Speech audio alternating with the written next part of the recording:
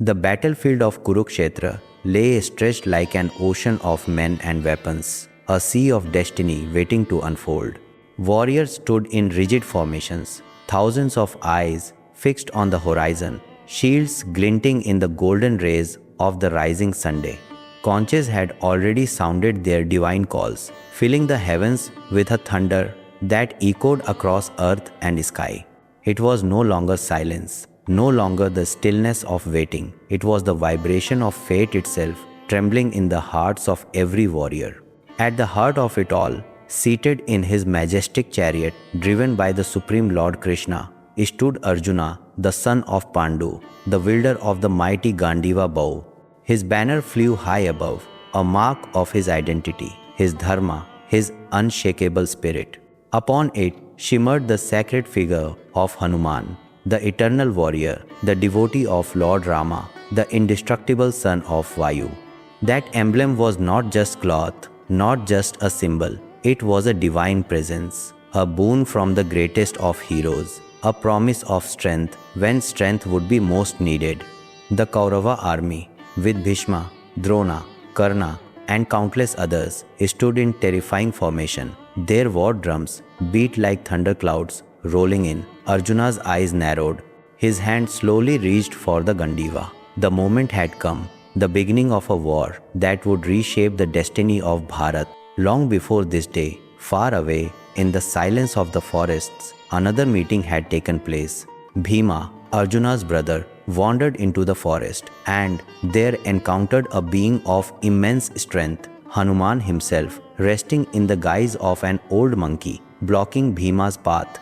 The mighty Bhima, proud of his power, demanded that the monkey move, but Hanuman smiled and simply asked him to lift his tail if he could.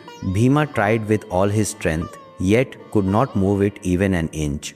Then Hanuman revealed his true form, mighty and radiant, the very warrior who had crossed the ocean to Lanka, the one who had burned down the city of Ravana, the one who had carried the mountain of herbs to save Lakshmana. Bhima bowed in awe, humbled by the might of his elder brother, the son of the wind.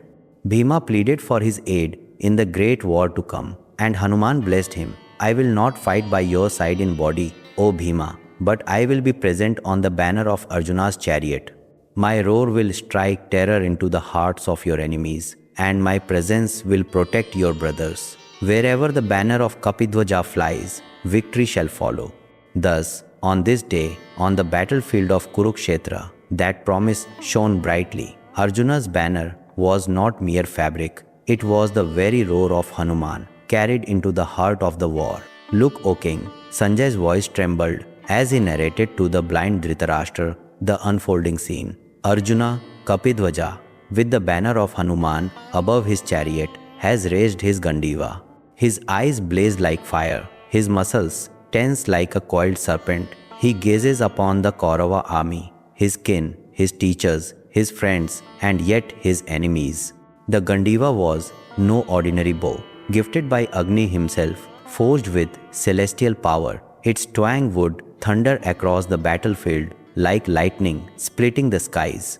Arjuna's fingers brushed its string, and the warriors of the Kaurava side felt a shiver of dread.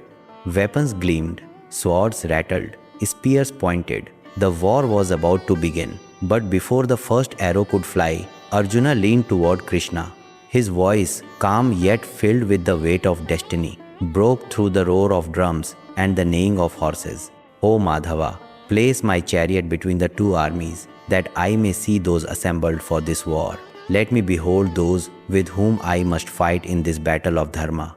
Krishna's eyes sparkled, as though he already knew the turmoil that was about to stir in Arjuna's heart. Yet, with steady hands, he guided the chariot into the space between the two armies.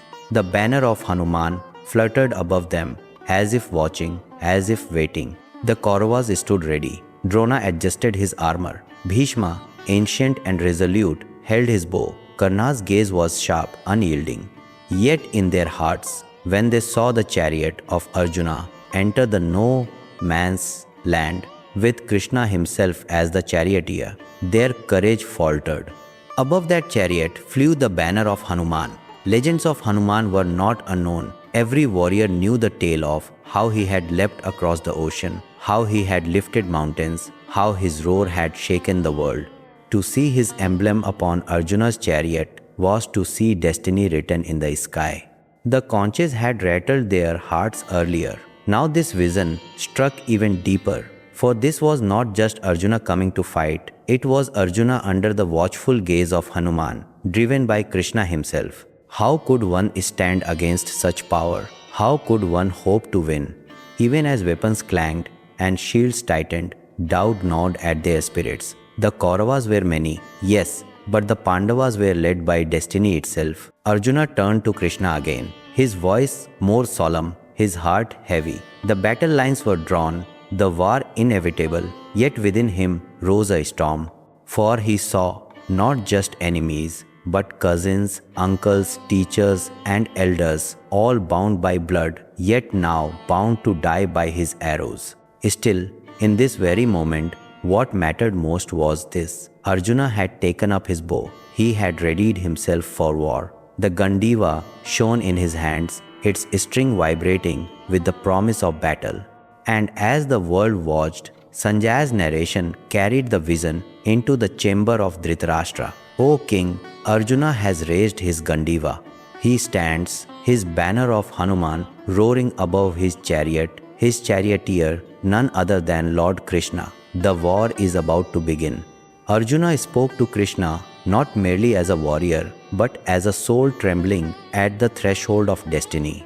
His words, his questions, his doubts, all were to open the gateway to the divine song that would resound through ages, the Bhagavad Gita. The scene freezes in time.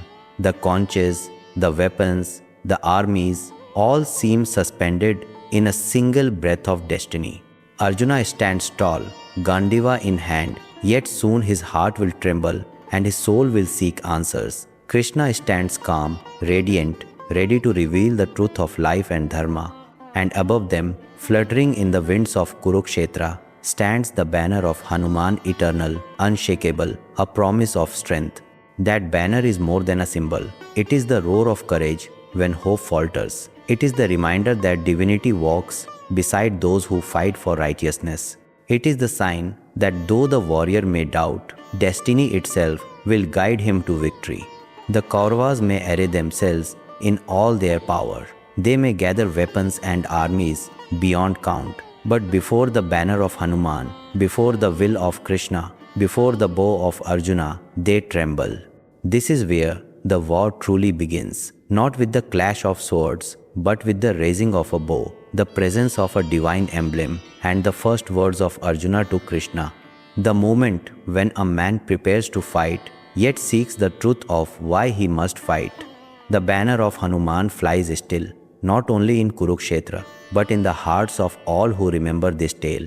For it is the eternal reminder, where dharma stands, there will always be divine aid, there will always be victory, there will always be hope.